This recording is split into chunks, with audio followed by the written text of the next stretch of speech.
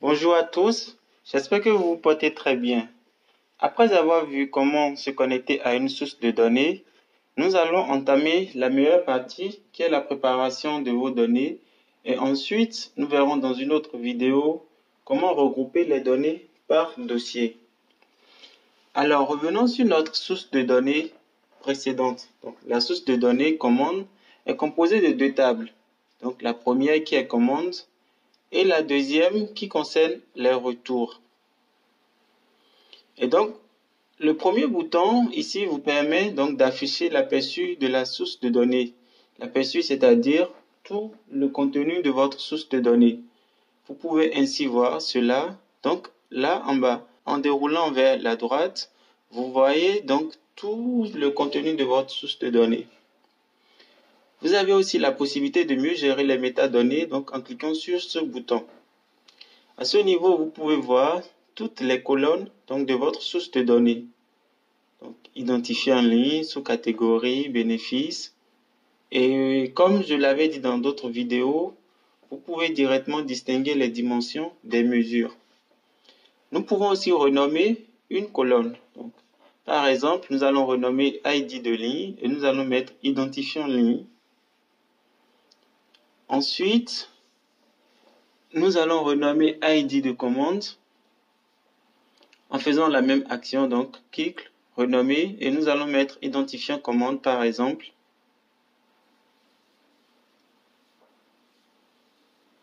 Ensuite, sur date commande, vous pouvez voir aussi que vous avez la possibilité de renommer, de copier les valeurs, de masquer ce champ, de créer un champ calculé, chose que nous verrons plus tard, et de créer un groupe.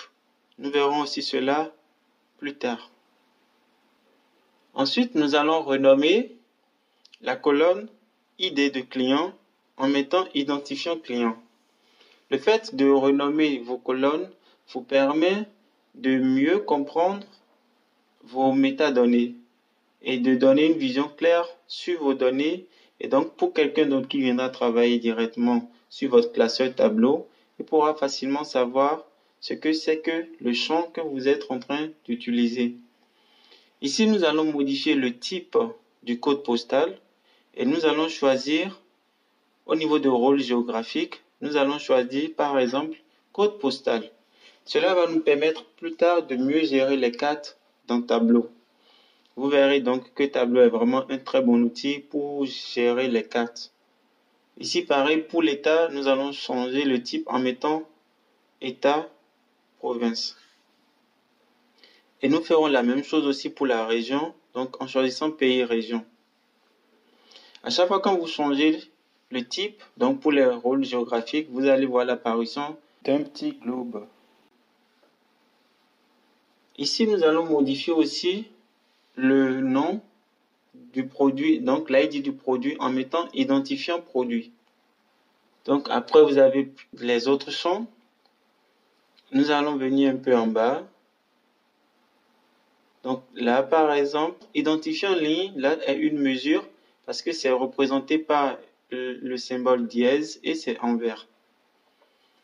Ici, nous allons modifier, donc nous allons renommer pareil l'ID de commande pour le retour en mettant une information un peu plus claire, comme par exemple identifiant commande retour. Ensuite, nous allons modifier région, donc région du retour, donc en mettant région retour. Cela nous permettra de savoir que cette information vient de la source, donc du fichier retour.